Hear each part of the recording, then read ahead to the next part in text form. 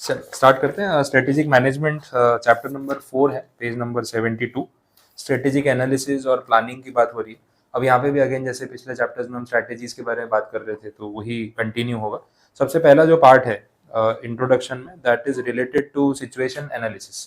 ठीक है, situation analysis का मतलब ये है कि आप कोई भी स्ट्रैटेजी बनाने से पहले या बिजनेस स्टार्ट करने से पहले या कुछ नया डाइवर्सिफाई करने से पहले पूरी सराउंडिंग्स को समझ लो। अब इसमें काफ़ी सारी चीज़ें आएंगी, तो अपने इंटरनल और एक्सटर्नल एनवायरनमेंट पे तो बात कर ही रहे थे, तो उससे रिलेटेड और भी पॉइंट्स हैं वो भी कवर होंगे।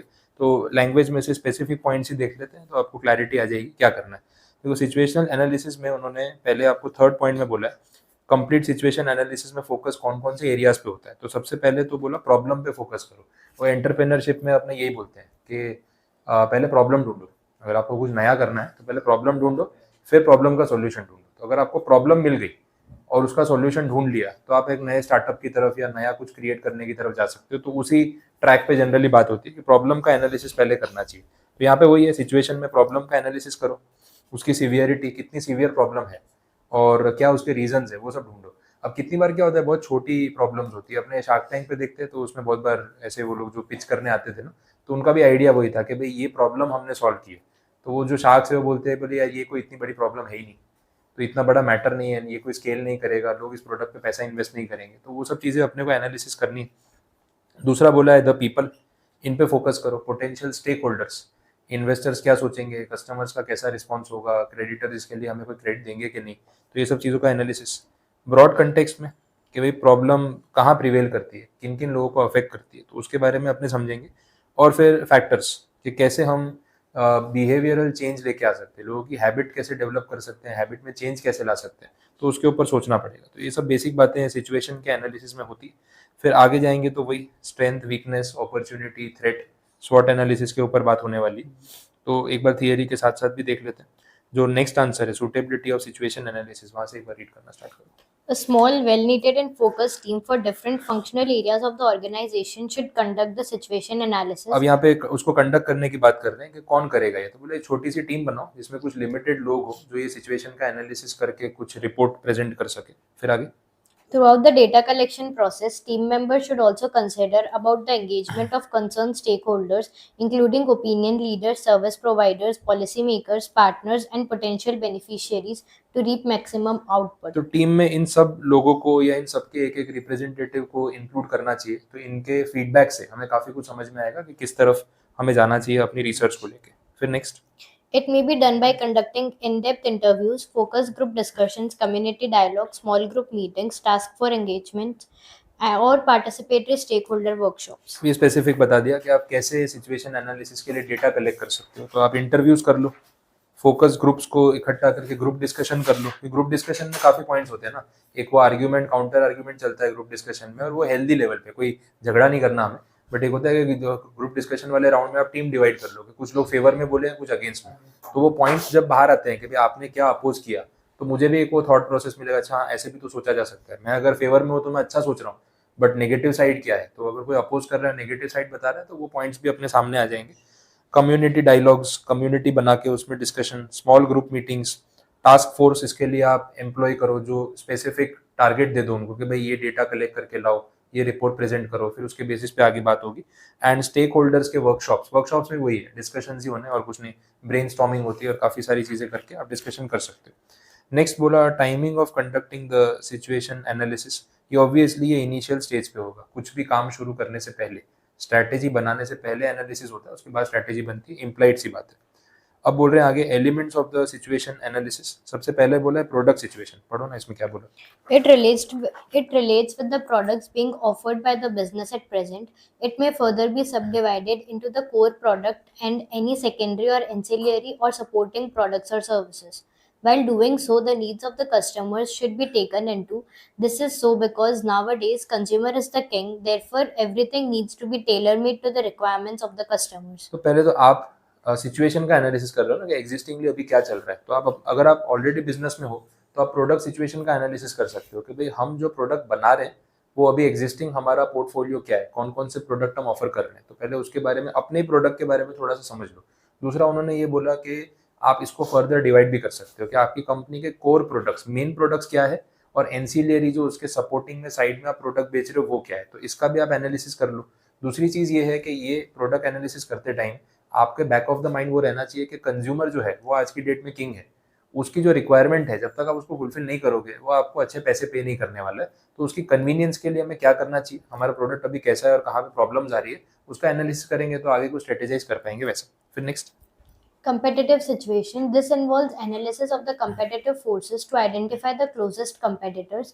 It involves finding out core competencies of the competitors as compared to our own organization and the areas in which they have they have strong hold and the characteristics of the customer segment that are attracted by the competitors. जो competitive situation में आप अपने closest competitors को analyse कर रहे हो, और इसमें ना वो ईगो नहीं रखना चाहिए कि यार मैं ही सबसे बेस्ट हूँ।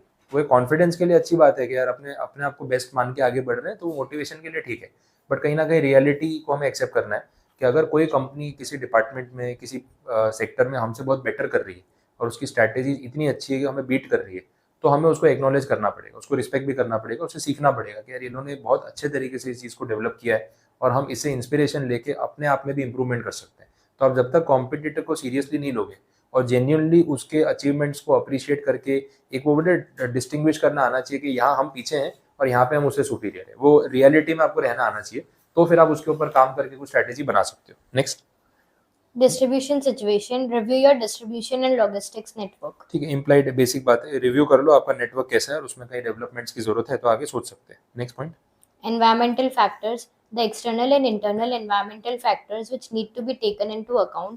This includes economic or sociological factors that impact performance. अब इसमें सब कुछ आ गया ना, इंटरनल एक्सटर्नल अपने ऑलरेडी पढ़ चुके हैं तो इसमें कोई नया पॉइंट नहीं है। तो ये सारी चीज़ें रिव्यू करने के बाद फिर अपने वो लास्ट में स्वॉट एनालिसिस पे आ सकते हैं कि भाई स्ट्रेंथ वीकनेस क्या है, अपॉर्चुनिटी थ्रेट क्या है, उसके ऊपर बात कर सकते हैं। तो ये कुछ स्पेसिफिक पॉइंट्स हो गए प्रोडक्ट को लेके, कंपटीशन को लेके, डिस्ट्रीब्यूशन, एनवायरमेंटल फैक्टर्स, सब कुछ।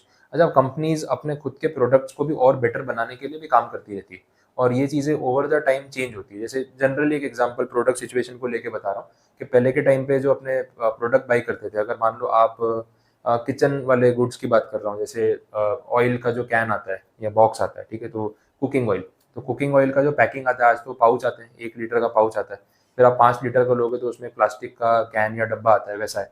अच्छा, घी का जो पैकेट आता है उसमें भी ऐसा है कि अब वो प्लास्टिक का पाउच आ गया, पहले ना वो टिन का कैन आता था। अब वो टिन का जो कैन आता था ना उसको ओपन करना एक मुसीबत थी, क्योंकि उसका पैकिंग ना, और टिन का कैन उन्होंने पूरा ऐसे पैक किया होता था कि उसको आपको खोलना है ना तो चाकू से या उससे ना वो हथौड़े से मार मार के उसको कट करना पड़ता था वैसे, और फिर वो कैन ऊपर से खुलेगा और फिर आप उसमें से वो घी जो है डब्बे में आप ट्रांसफर कर लो। बट वो ओपन करना इतना प्रॉब्लमेटिक था कि उसमें बहुत बार चोट लग जाती थी, क्योंकि आप उसको अगर ऐसे ओपन करने जाओगे चाकू से तो आपके हाथ में चोट लगने का पूरा चांस है, वो कन्वीनियंस नहीं थी। अब धीरे धीरे उन्होंने क्या किया, वो पुल अप वाला आ गया, क्या वो टिन के ऊपर एक वो जैसे अपने कोल्ड ड्रिंक का जो कैन आता है वैसा हो गया था, उसको पुल कर सकते हो, हाथ में चोट नहीं लगती। या फिर अब जैसे वो ऑयल वाला आता है तो उसके अंदर ना वो जो प्लास्टिक का डब्बा है उसमें उन्होंने वो टैप दे दिया, आप टैप ओपन कर लो ऑयल भर लो, पहले ऐसा नहीं आता था, तो उसको ओपन करना बड़ी मुसीबत थी। अब ये चीज़ जब उन्होंने पैकिंग बनाई होगी, उन्होंने सोचा नहीं होगा कि यार इतनी प्रॉब्लम हो सकती है। अब लोगों को चोट लग रही है, लोग कंप्लेंट कर रहे हैं, अच्छा वो अपने घर में अपने फैमिली में भी यूज़ करते होंगे तो कंप्लेंट आती होगी यार पैकिंग बड़ा खराब है, इसको ओपन करना एक मुसीबत है। तो कंपनी ने उस चीज़ को रिवाइज किया कि अपने प्रोडक्ट का एनालिसिस किया तो हमें लगा कि यार पैकिंग में गड़बड़ है, इससे कस्टमर को इशू आ रहा है, क्योंकि किचन में यूज़ होने वाली चीज़ है, मोस्टली हाउस वाइफ या लेडीज़ है जो उसको ओपन करना चाहती है, उनको प्रॉब्लम हो रहा है, चोट लग रही है, पैकिंग इंप्रूव करते हैं। तो धीरे धीरे चीज़ों को वो लोग ने चेंज किया। तो ऐसे एनालिसिस करोगे तो आपको पता चलेगा प्रॉब्लम कहाँ है और हम उसको इम्प्रोवाइज कर सकते हैं। अब नेक्स्ट वही बात हो रही है स्वॉट एनालिसिस की। अब बेसिक आपने ये चीज़ पहले काफ़ी जगह पढ़ी है, हम बीच में चैप्टर में बात कर भी रहे थे कि भाई स्ट्रेंथ और वीकनेस जो है वो इंटरनल एनवायरनमेंट का पार्ट है, अपॉर्चुनिटी और थ्रेट जो है वो एक्सटर्नल है, तो उस पर अपन ने डिस्कशन किया है। यहाँ पे नया पॉइंट ये है कि कुछ केस स्टडीज ऐड की है जो बड़े ब्रांड्स है, पॉपुलर कंपनीज है, तो वो डिस्कस करने में मजा आएगा कि भाई अलग अलग कंपनीज के स्वॉट एनालिसिस में क्या मिलता है और उनके बेसिस पे उन्होंने रिसेंट डेवलपमेंट्स क्या किए। तो ये आपके अभी फाइनल के मॉड्यूल में नए केसेस ऐड हुए तो मैंने उसके बेसिस पे रखे हैं। अब देखो अमेजोन पहला ब्रांड है जिसका स्वॉट एनालिसिस यहाँ पे हो रहा है, तो हमें देखना है कि उसकी स्ट्रेंथ क्या है, वीकनेसेस क्या है, उसके ऊपर स्टडी करना है। तो एक एक करके पॉइंट्स को डिस्कस कर लेते हैं। अब अगर हम स्ट्रेंथ की बात कर रहे हैं तो सबसे पहला तो उसकी ब्रांड आइडेंटिटी, जो उसका ब्रांड की जो पॉपुलैरिटी है कंज्यूमर्स के माइंड में, तो वो आइडेंटिटी उनकी एक स्ट्रेंथ है। उसके बेसिस पे अगर वो कुछ भी लॉन्च करेंगे तो उनके लिए वो प्रोडक्ट इंट्रोड्यूस करना बहुत ईजी है, पब्लिक तक पहुंचाना बहुत ईजी है, क्योंकि सब लोग जानते हैं भाई अमेजोन है, बड़ा ब्रांड है, अच्छा ब्रांड है, ये कुछ लेके आया तो अपने ट्राई करेंगे, तो वो एक उनकी स्ट्रेंथ वाला पार्ट हो गया। दूसरा Pioneer advantage, Pioneer in the sense जो अपनी फील्ड में पहला है। Amazon like kind of a Pioneer ये ऑनलाइन ई कॉमर्स सेलिंग में, तो इनसे पहले कोई था नहीं, तो वो एक एडवांटेज उनके पास हमेशा रहेगा कि दूसरे उनको फॉलो करे, उससे पहले ही वो और आगे बढ़ जाएंगे, तो ये एक प्लस पॉइंट है। कॉस्ट का स्ट्रक्चर देखो, कॉस्ट एडवांटेज उनके पास रहना है बिकॉज बल्क में वो लोग मैन्युफैक्चरिंग कर रहे हैं, बल्क में परचेजेस कर रहे हैं। दूसरा ये है कि अगर वो थिन प्रॉफिट मार्जिन पे भी काम करें तो वॉल्यूम में वो अच्छा प्रॉफिट कमा सकते हैं, तो वो एडवांटेज उनके पास रहेगा।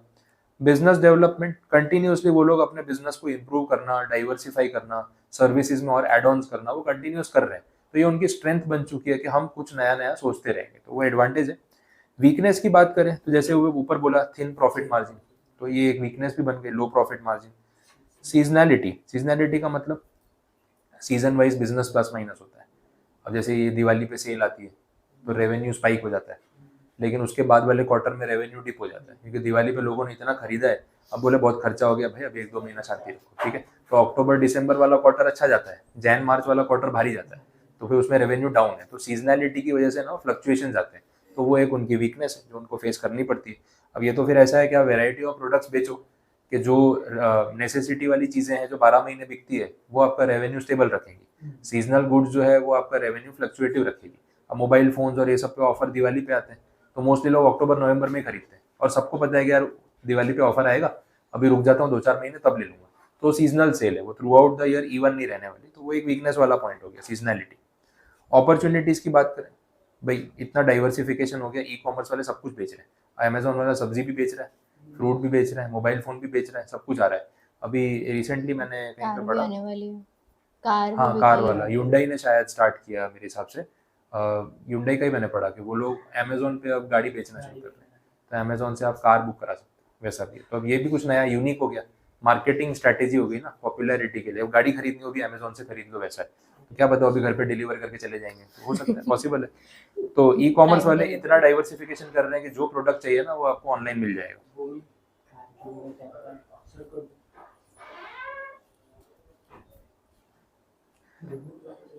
क्या था, कौन था? नहीं। नहीं नहीं नहीं, कोई नहीं, चलो देखते हैं आगे। नेक्स्ट, बस बस ध्यान, तो डाइवर्सिफिकेशन कर रहे हैं ई कॉमर्स वाले, ये एक एडवांटेज है उनकी, अपॉर्चुनिटी है उनके पास कि वो और प्रोडक्ट्स ऐड कर सकते हैं। अमेजोन का तो अपन ने विजन ही वही देख लिया, पूरे वर्ल्ड में जो भी प्रोडक्ट बिकता है वो मेरे प्लेटफॉर्म पे होना चाहिए, ठीक है, diversification. Continues to increase awareness of its own branded products and services, ये करते हैं आप अमेजोन पे जाके देखना, हर प्रोडक्ट में अमेजोन का खुद का लेबल्ड प्रोडक्ट भी है। सपोज आप पेंसिल सेल खरीद रही तो उसमें एवररेडी है या फिर दूसरी कंपनी ड्यूरा सेल है, तो वो तो आपको निपॉन है, वो सब तो दिख जाते हैं। अमेजोन के खुद के ब्रांड वाले भी पेंसिल सेल आपको दिखेंगे और वो थोड़ा बहुत कंपेरेटिवली सस्ते भी होंगे। अच्छा, टेलीविजन खरीद लो, एलसीडी टीवी ले लो, अमेजोन पे जाके देखो तो सोनी है, एलजी है, सब ब्रांड्स है, लेकिन अमेजोन का खुद का ब्रांड भी है, वो लोग खुद भी बना के बेच रहे हैं, या तो उन्होंने कोई और नाम रखा है फिर लिखा है कि पावर्ड बाय अमेजोन करके, तो वो लोग क्या खुद के प्रोडक्ट्स जो है वो भी साथ साथ में ऑफर कर रहे हैं। और एक नॉर्मल टीवी अगर 40,000 का है तो अमेजोन का 32, 35, 36 का होगा, तो आप एंड में वही वाला खरीदोगे। सेम क्रोमा वाली स्ट्रैटेजी हो गई, या फिर आप डीमार्ट वाली स्ट्रैटेजी देख लो, सिमिलर। तो वो लोग को वो एक एडवांटेज है कि वो चाहे तो अपने खुद के ब्रांड की अवेयरनेस कर सकते हैं क्योंकि उनके पास वो प्लेटफॉर्म अवेलेबल है, ज़्यादा कुछ मेहनत नहीं करनी उसमें। Promoting the strategic cooperation between Amazon e-commerce and its related affiliated industries will drive positive development of the industry। अभी ऐसा है कि भाई खुद का e-commerce तो चल ही रहा है, लॉजिस्टिक्स भी खुद का डेवलप कर दो तो उसमें भी आप पैसे कमा लो, बाकी प्रोडक्ट्स भी एड ऑन करते जाओ उसमें पैसे, जैसे टीवी का एग्जांपल दिया, तो आप वैसे और इंडस्ट्रीज को बढ़ा सकते हो। थ्रेट क्या है कि भाई प्रॉफिट मार्जिन लो है तो प्रॉफिट्स घट गए तो लॉसेस में भी जा सकती है कंपनी। अच्छा, इंडिया में अमेजोन लॉस में, अमेजोन इंडिया में कोई कंपनी के लिए प्रॉफिट बनाना बहुत डिफिकल्ट काम है, कि जब तक पब्लिक को हैवी डिस्काउंट दोगे नहीं तब तक ये मानती नहीं है। 3-3.5 करोड़ रुपए अमेजोन का लॉस है, एनुअल है या क्वार्टरली है, तो इतने लॉस पे कंपनी चल रही है, तो बहुत भारी लॉस है अमेजोन का, तो प्रॉफिट में नहीं है। फ्लिपकार्ट वाला भी कभी प्रॉफिट में आया नहीं, फाइनली वॉलमार्ट को स्टेक बेच के अपना प्रॉफिट लेके निकल गया वो, तो वो ग्रेटर फूल थियरी चल रही है कि मैंने प्लेटफॉर्म बना के दे दिया, अब आप पैसे लगा के कमा सकते हो तो कमा लो। अब वॉलमार्ट जैसे ब्रांड को इंडिया में आना था तो फ्लिपकार्ट के प्लेटफॉर्म के थ्रू उसने एंट्री कर ली, वो प्रॉफिटेबल कर पाएगा नहीं कर पाएगा वो उसका कॉल है वैसा। तो थ्रेट तो यहाँ पे काफ़ी भारी है।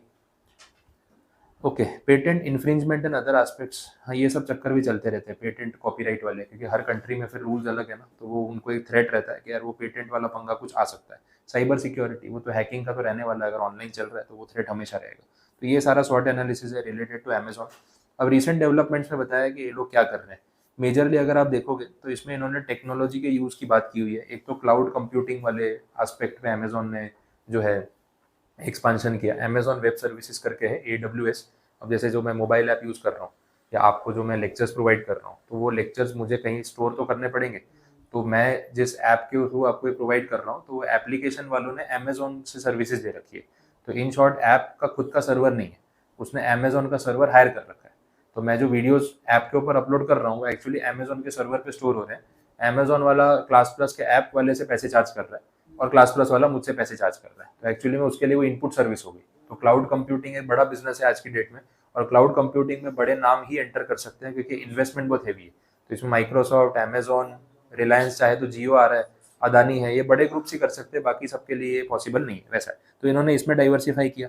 दूसरा आप देख लो, जो ये आपका अमेजोन प्राइम आया OTT प्लेटफॉर्म, तो OTT पे उन्होंने डाइवर्सिफाई किया। अब प्राइम पे पहले वो लोग दूसरों की मूवीज रिलीज कर रहे थे, दूसरों की सीरीज रिलीज कर रहे थे, फिर अमेजोन खुद प्रोडक्शन में एंटर हो गया।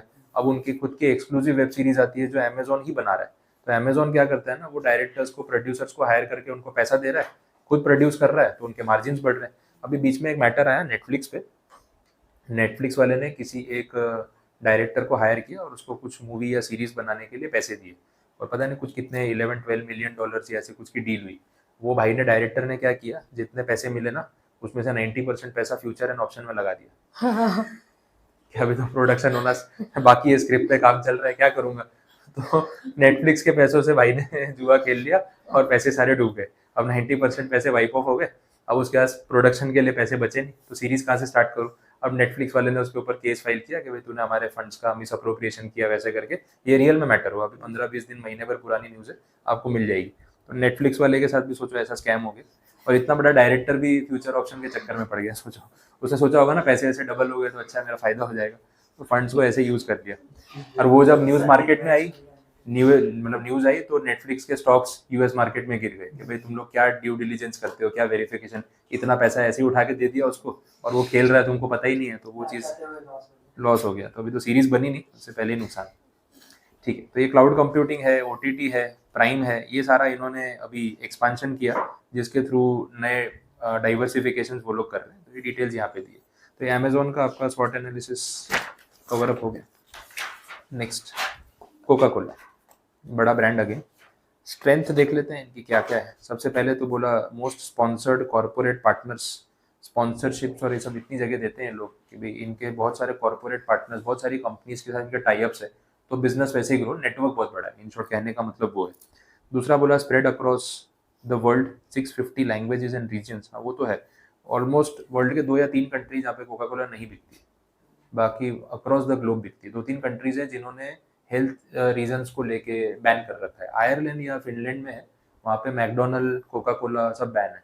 तो दोनों में से एक कंट्री है, बहुत छोटे कंट्री है, उन्होंने ना वहाँ पे मैकडोनल्ड्स का जो आखिरी स्टोर था वो 1970s में या कुछ उन्होंने बंद कर दिया था कि बोले भाई हमारी यंग जनरेशन जंक फूड नहीं खाएगी। तो उस चक्कर में जंक फूड वाला पूरा बिजनेस वहाँ बंद है। तो जो मैकडोनल्ड्स का आखिरी स्टोर था, उसका जो लास्ट बर्गर और फ्राइज का कॉम्बो था ना, वो उन्होंने आज भी म्यूजियम में रखा है। और बोला 40 साल हो गए, वो बर्गर खराब नहीं हुआ है, वैसे का वैसे ही रखा है। और वो लोग वही बताना चाह रहे हैं कि ये इतनी खराब चीज़ है कि 40 साल से बर्गर और फ्राइज अगर सेम कंडीशन में पड़ी हुई है, तो आप जो खा रहे हो उसमें से आपको क्या न्यूट्रिशन मिल रहा है। तो वो स्कूल के बच्चों को वो वहाँ पे लेके जाते हैं म्यूजियम में, वो दिखाने के लिए कि ऐसी चीज़ें इसलिए हमें नहीं खानी चाहिए। ये रियल में आप सर्च करना, आपको ऑनलाइन मिलेगा, वो बर्गर का और फ्राइज का फोटो मिलेगा जो रियल में अभी भी रखा हुआ है। तो इस तरीके से उन्होंने बैन कर दिया। तो वर्ल्ड के 2-3 ही कंट्रीज है जहाँ पे कोका कोला अवेलेबल नहीं है, बाकी सब जगह अवेलेबल है, मोर देन 200 कंट्रीज। वो बोला ही है, देखो। To develop new products, Coca Cola company not only sells cola but also other types. ये तो स्ट्रेंथ है, दूसरे बेवरेजेस उनको लॉन्च करने में कितना टाइम लगेगा, कोका कोला का ब्रांड का टैग लग गया, वो अपने आप सेल होने ही वाला। लॉन्ग हिस्ट्री, ठीक है, ऑब्वियसली। फिर इसके बाद ना वीकनेस स्टार्ट हो रही है, और मेरा फॉर्मेटिंग का थोड़ा एरर है, आप देख लेना।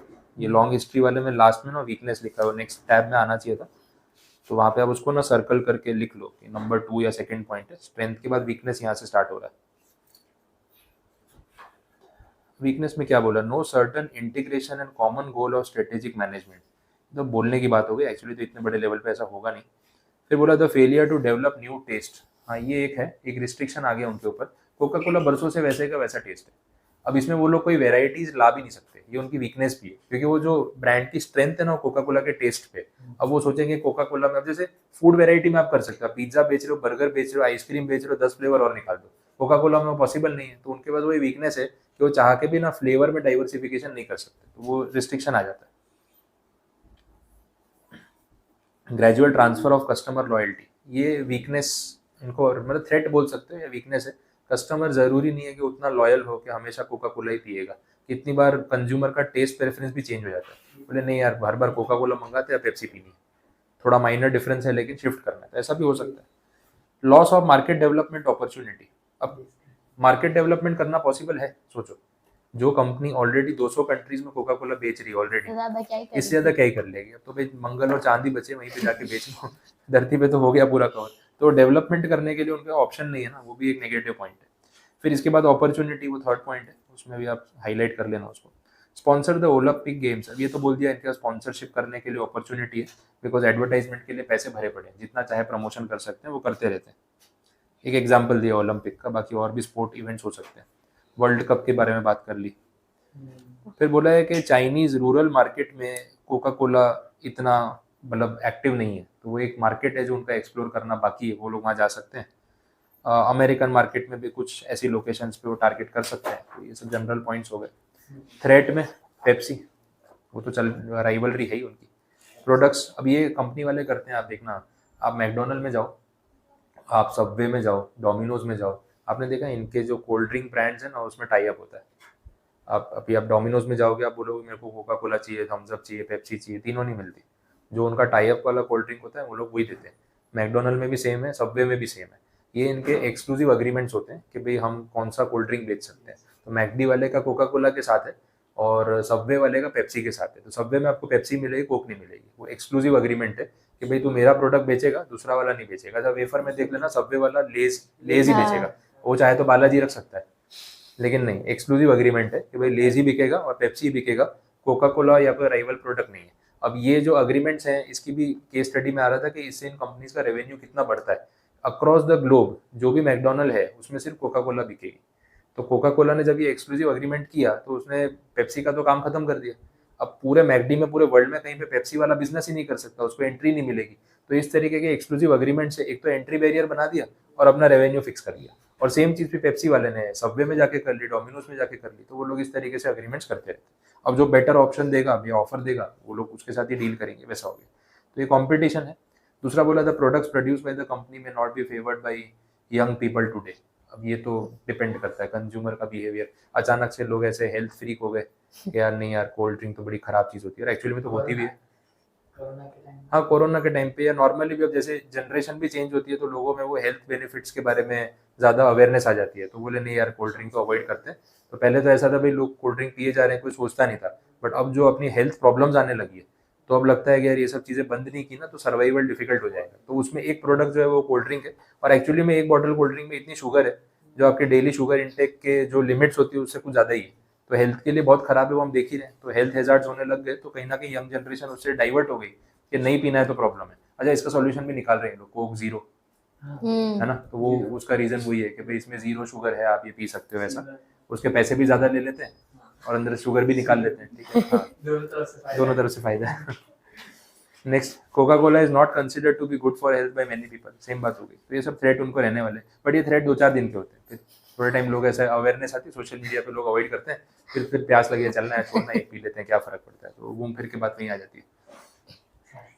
नेक्स्ट, अगला जो केस स्टडी है उसमें स्कोडा की बात हो रही है। तो स्कोडा कंपनी के बारे में भी उसकी हिस्ट्री काफ़ी पुरानी है और अच्छे से इन्होंने डिटेल में दे रखा है कि क्या हिस्ट्री है, देख लेते हैं। तो 1895 की बात हो रही है। जो कंट्री है उसका नाम है चेकोस्लोवाकिया, प्रोनाउंसिएशन आप थोड़ा प्रैक्टिस कर लेना। अब दो साइकिलिस्ट थे जिनका नाम दे रखा है लॉरेन एंड क्लेमेंट, दोनों का फर्स्ट नेम सेम ही है इसलिए सरनेम से ही उसको फिर वो कर रहे हैं।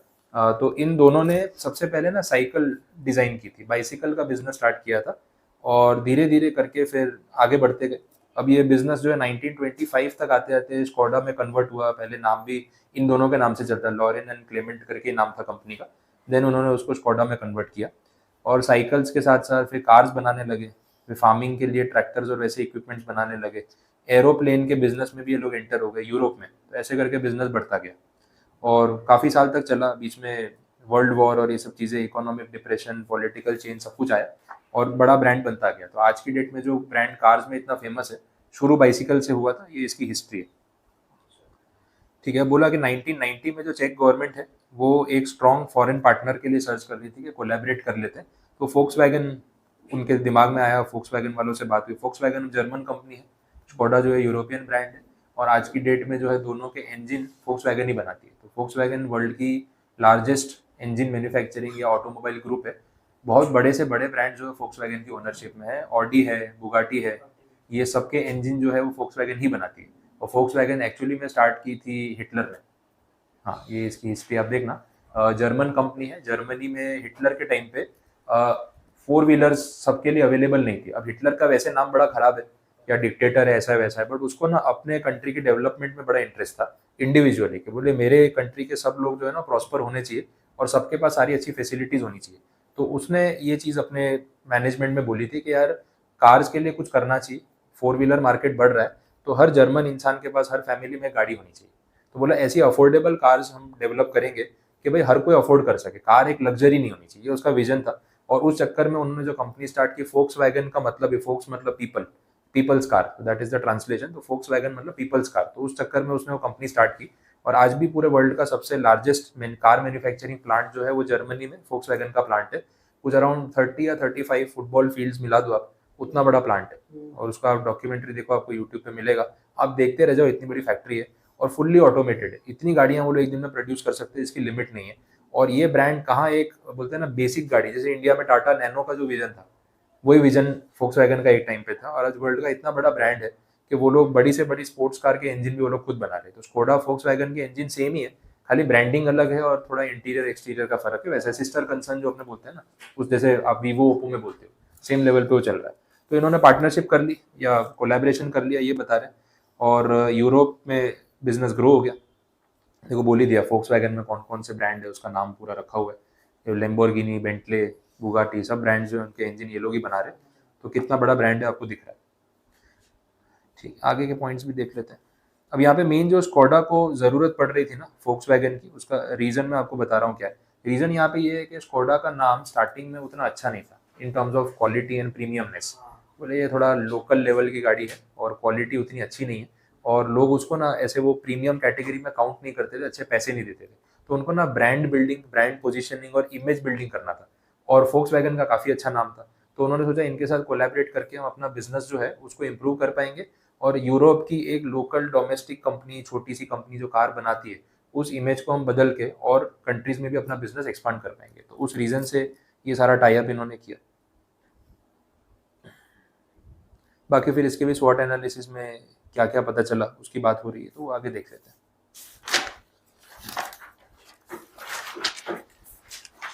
वो रीड करवाने जितना लग नहीं रहा है, तो मैं बेसिक बातें ही बता रहा हूँ कि वैसे मैंने इसकी स्ट्रैटेजी पढ़ी हुई है, वर्ड टू वर्ड नहीं जाएंगे चलेगा, क्योंकि डेटा है, हिस्ट्री में क्या हुआ वो बताया हुआ है। स्ट्रेंथ्स में इन्होंने बोला है कि स्कोडा ने यूके में एक रिसर्च करवाया।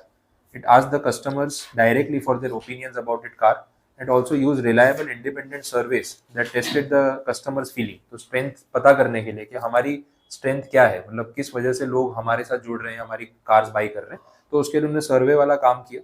और सर्वे से जो उनको पता चला, उसके बेस पे फिर वो लोगों ने आगे अपनी स्ट्रैटेजीज बनाई वैसे।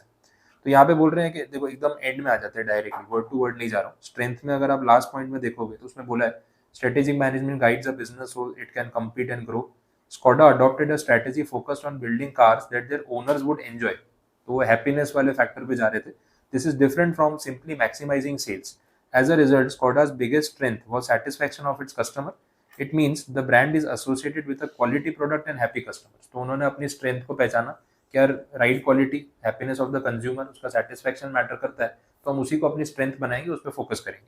अब वीकनेस वाले केस में Skoda UK's analysis showed that in order to grow, it needed to address key questions about the brand position. Skoda has only 1.7% market share. ये तब की बात है. This made it a very small player in the market. The main issue it needed to address was how did Skoda fit into this highly competitive, fragmented market. अब इसमें क्या होता है ना, मार्केट में अपनी एक पोजीशनिंग, जो ये बोल रहा है ब्रांड पोजीशनिंग, जगह बनाना बहुत जरूरी है। और अगर आपकी मार्केट में जगह नहीं है तो उसको बोलते हैं you are misfit for the market. इसका मैं आपको एक दूसरा केस स्टडी से रिलेट कराता हूँ कि ब्रांड पोजीशनिंग या मार्केट फिट क्या होता है। जो अपना बोट वाला ब्रांड है, अमन गुप्ता का शार्क टैंक में आपने देखा, बोट वाले ब्रांड की जो केस स्टडी है उसमें उन्होंने ये मार्केट में पोजीशनिंग बहुत अच्छी की। उन्होंने जब अपना बिजनेस शुरू किया तो अब देख लो आप, वो लोग जो प्रोडक्ट बेच रहे हैं, ईयरफोन, हेडफोन्स, ऐसा थोड़ी ना है कि इंडिया में इससे पहले बिकते नहीं थे। 50 कंपनियां थी जो ये बेच रही थी। ईयरफोन्स कौन सी बड़ी चीज है, इतने लोग बना बना के बेच रहे हो, सारा चाइनीज प्रोडक्ट है, मेड इन चाइना इंडिया में बिक रहा है। तो मार्केट में एंटर करके उन्होंने इतना बड़ा ब्रांड कैसे क्रिएट कर दिया कि आज हर कोई जानता है, हर कोई खरीद रहा है।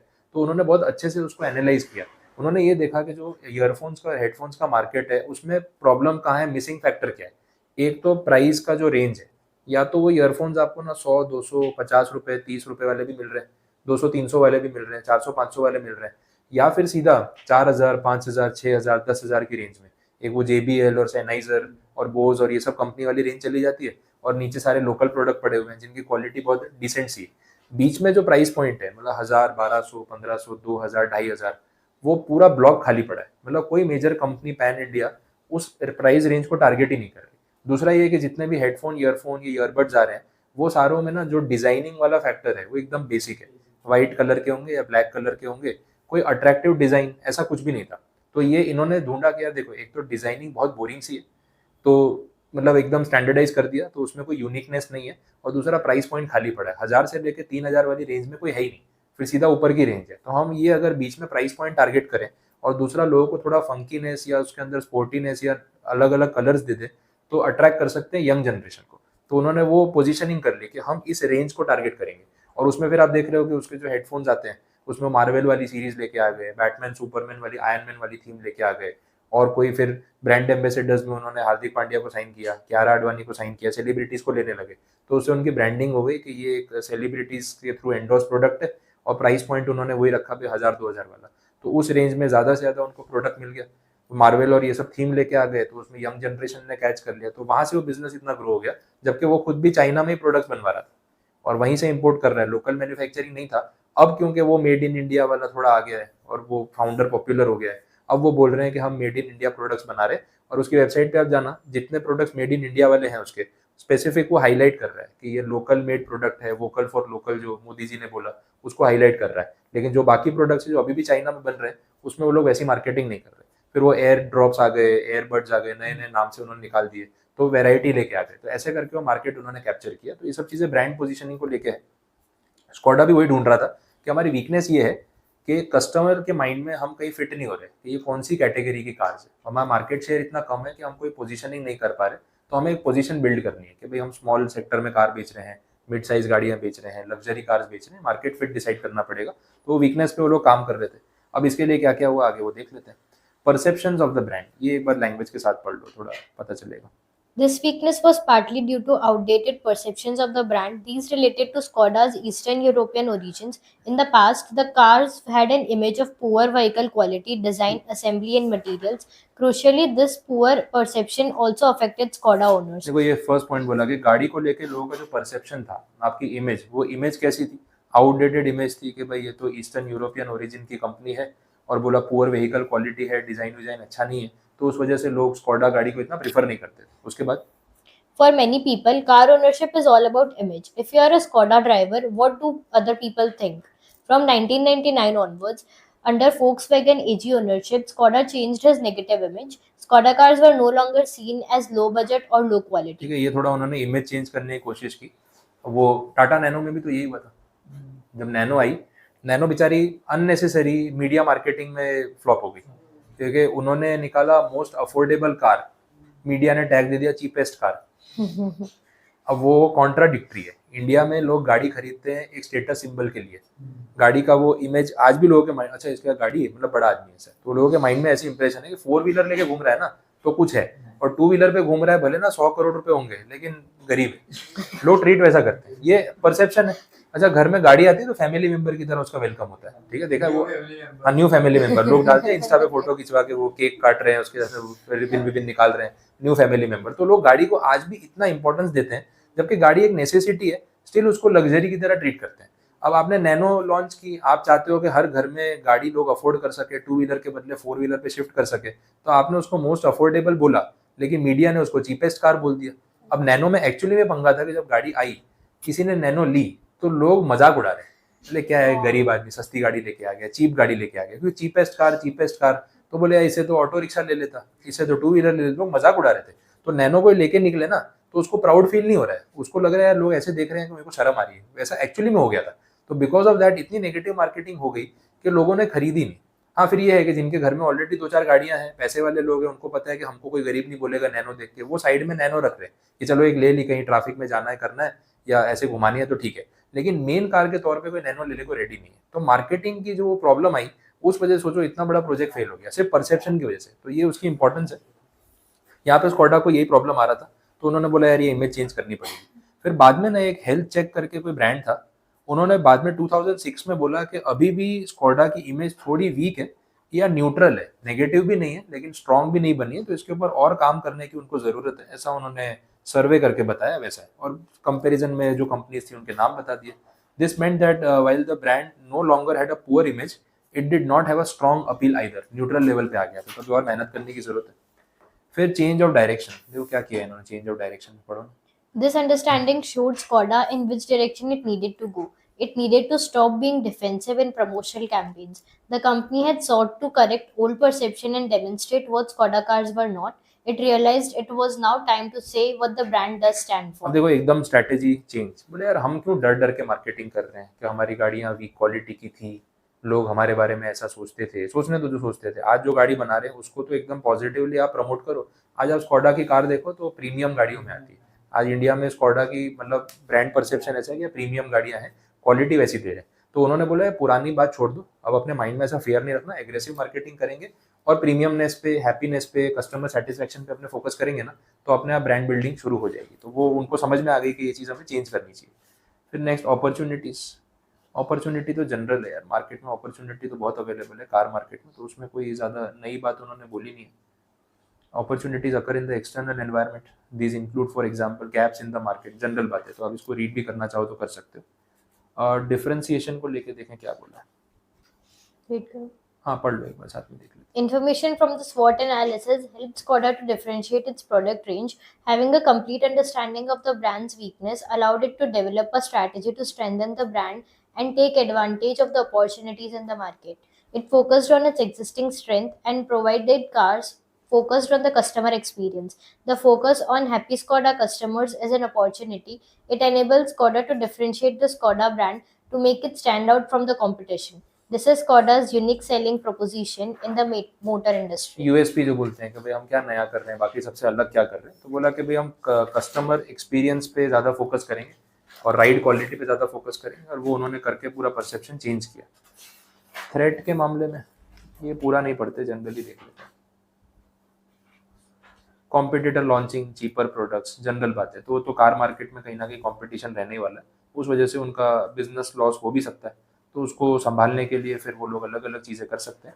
इन्होंने बोला है कि 7 डिफरेंट कार्स उन्होंने लॉन्च की, हर सेक्टर में, हर सेगमेंट में एक एक कार लॉन्च की, तो स्मॉल कार से लेके लग्जरी प्रीमियम कार तक उनके पास अलग अलग मॉडल्स है। तो आप जिस रेंज में कार परचेज करना चाहो आपको अवेलेबल है। स्कोडा में तो चलो इसमें इन्होंने शायद पॉइंट दिया भी नहीं होगा, मैं आपको लेटेस्ट बताता हूँ। स्कोडा की जो पहले गाड़ियाँ आती थी ना, उसमें स्कोडा रैपिड आती थी, एक फाबिया करके एक स्मॉल कार आती थी, ऑक्टाविया आती थी, सुपर्ब आती थी, ये सब मॉडल्स थे। उन्होंने वो सारे मॉडल्स में से कुछ बंद भी कर दिए, फाबिया बंद हो गई, बाकी सारे मॉडल्स में ऑल्ट्रेशन किए। अभी स्लाविया, कुशक और एक और है बड़ी वाली जो इससे कुशक वाला ही मॉडल है लेकिन एसयूवी रेंज में है, तो वो 2-3 गाड़ियाँ इन्होंने लॉन्च करके पूरा टर्न अराउंड किया। अच्छा पता है स्मार्ट वर्क क्या किया, आप सोचो, मतलब कंपनीज कितना स्टडी करती है और अपने कितनी बार जनरली सोचते हैं ना, कंपनीज भी उस मैटर पे सोचती है। इंडियन कार मार्केट ना लास्ट 5-10 साल से एक सेडान गाड़ी जो होती है अपनी सिटी होंडा टाइप की, उससे अपग्रेड करके मिड साइज कॉम्पैक्ट एसयूवी पे जा रहा है, जिसमें नेक्सन और इको स्पोर्ट और ये सब गाड़ियाँ आ गई है, विटारा और ये सब आ गई है, तो वो जो सेगमेंट है वो चेंज हो गया। अब इंडिया में लास्ट 5-10 साल से देखा जा रहा है कि सेडान गाड़ियों का सेल गिरता जा रहा है, तो उसको बोलते हैं it is a dying segment, ये धीरे धीरे करके बंद हो जाएगा और लोग सेडान गाड़ी नहीं खरीदेंगे। तो बोले रीजन क्या है, सेडान गाड़ी क्यों नहीं खरीद रहे, जबकि लेग रूम और स्पेस उसमें ज़्यादा होती है, बूट स्पेस, स्टोरेज स्पेस भी ज़्यादा होती है। प्रॉब्लम है ग्राउंड क्लियरेंस का, जो हाइट है गाड़ी की वो इतनी लो है कि, और इंडिया में स्पीड ब्रेकर्स का कोई स्टैंडर्डाइजेशन तो है नहीं, वो आपको पता है, वो स्पीड ब्रेकर्स किसी भी साइज के बना सकते हैं, वो वहाँ पे जो इंजीनियर खड़ा है उसके मूड पे, तो कैसा स्पीड ब्रेकर बनाएगा। अब उस पर ना सेडान गाड़ियाँ नीचे टकराती है, आपने देखा होगा बहुत बार सीडान वाले ना ऐसे गाड़ी निकालते हैं, स्पीड ब्रेकर पे ना क्रॉस जाते हैं। आपने सोचे सीधा सीधा चल रहा था, ये लेन ऐसे क्यों जा रहा है, बट क्या वो सीधे जाते हैं ना तो स्पीड ब्रेकर टच होता है नीचे, और अगर क्रॉस जाते हैं ना तो नहीं होता है। तो उस चक्कर में वो सीडान गाड़ी वाले, BMW मर्सिडीज वाले तो डर डर के चलाते हैं ये स्पीड ब्रेकर पे नीचे गाड़ी टकराएगी, तो वो फियर जो है ना उसकी वजह से सीडान गाड़ियों का सेल डाउन हो रहा था। लोग बोले नहीं अब कॉम्पैक्ट एसयूवी लेनी, थोड़ी हाइटेड है तो चलाने में भी अच्छी लगती है और वो टकराने वाला चक्कर नहीं है। स्कोडा फर्स्ट कंपनी जिन्होंने प्रॉब्लम एड्रेस किया। सिटी होंडा की आज भी ग्राउंड क्लियरेंस इतनी कम है, गाड़ी नीचे टकराती टकराती। इन्होंने अभी स्लाविया निकाली, स्लाविया का ग्राउंड क्लियरेंस इन्होंने ऑलमोस्ट कॉम्पैक्ट एसयूवी जैसा बना दिया, and that is the first car in Indian market जिसका ग्राउंड क्लियरेंस सेडान होते हुए भी कॉम्पैक्ट एसयूवी जितना है। 180 190 mm 200 mm जितना उन्होंने ग्राउंड क्लियरेंस कर दिया। स्लाविया आप देखोगे ना गाड़ी तो आपको नीचे से हाइट ज्यादा दिखेगी। अब वो प्रॉब्लम सॉल्व कर दिया। अब जो लोग सीडान गाड़ी सिर्फ इस वजह से नहीं लेते थे कि हाइट का इशू है, वो लेने लग गए। और स्लाविया सबसे हिट गाड़ी है अभी आज की डेट में स्कोडा की, क्योंकि दिखने में तो प्रीमियम है, चलाने में भी अच्छी है, हाइट का प्रॉब्लम सॉल्व कर दिया। तो जब तक कंज्यूमर का प्रॉब्लम सॉल्व नहीं करोगे आपको रिस्पॉन्स नहीं मिलेगा। अब जब एक कंपनी ने किया, बाकी सबको समझ में आया कि यार ये कर सकते तो हमको भी उसकी हाइट रेस करनी है। सिटी होंडा अभी भी नहीं मानता है, तो सेल देख लो कहाँ है। सिटी होंडा का सेल नहीं है इंडिया में, सेल गिरता जा रहा है, नहीं लेगा ना कस्टमर। आप सोचोगे मैं 20 साल पुराना ब्रांड हूँ, बेचता रहूंगा, पब्लिक नहीं खरीदेगी, उनको अपनी कन्वीनियंस चाहिए वैसा। ठीक है, तो थ्रेड्स में ये सारी चीजें हैं। अब उसको मेकअप करने के लिए उनको गाड़ी अलग अलग रेंज में ऑफर करते रहना पड़ेगा, ये बोला हुआ है। ओके, तो ये मेजर पॉइंट्स हो गए। एनवायरमेंटल कंस्ट्रेंट्स में क्या है, ये तो फिर वो है अपना पॉल्यूशन और ये सारी चीज़ें, रिसाइकलेबल प्रोडक्ट्स एंड ऑल, तो उस पर भी कंपनीज काम कर सकती है कि जितना हो सके हम, जैसे E20 पे पेट्रोल वाले इंजन आ गए तो उसके थ्रू आप एनवायरमेंटल कंस्ट्रेंट्स को भी ओवरकम कर सकते हो। ठीक है, नेक्स्ट पेज पे आप देखोगे तो जो यूनिक सेलिंग प्रोपोजिशन बोला था ना, यूएसपी, तो उसकी बात। यूएसपी का मतलब जनरल समझ लो। यूएसपी का मतलब है कि ये एक ऐसी कोई भी कंपनी जो कुछ ऐसा ऑफर कर रही जो बाकी लोग नहीं कर रहे, इनका मेन हाईलाइटेड पॉइंट ये जिसकी वजह से कंपनी चल रही है, that is a USP, something different than your competitors, जो वो इजीली कॉपी नहीं कर सकते। ऐसा है कि भाई ये आप ही का स्ट्रेंथ है और बाकी लोगों के लिए इसको कॉपी कर पाना डिफिकल्ट हो जाएगा। That kind of a thing is USP, something unique, वैसा है। तो स्कोडा ने उसके लिए क्या किया वो बोला है, लेकिन अपने को इतना वर्ड टू वर्ड उसके लिए जाना नहीं। आपको एक बार कैजुअली घर पे रीडिंग में लेना है तो ले सकते हो। बेसिक अपने को समझ आ गया कि स्वॉट एनालिसिस में अपने को क्या करना था, वर्ड टू वर्ड लर्निंग की नीड नहीं। एग्जाम में कहीं कोई स्ट्रैटेजी आपको लिखनी भी पड़े तो ऐसा नहीं कि सारा एज इट इज लर्न करके लिखना है, आप इस चीज को वेटेज के हिसाब से कट शॉर्ट करके सिलेक्टेड पॉइंट्स ले सकते हो, दैट इज इनफ। ठीक है, तो सारी स्ट्रैटेजीज कंप्लीट है। बस आज के लिए इतना रखो, बाकी फिर टोज मैट्रिक्स है वो कल से देखते हैं।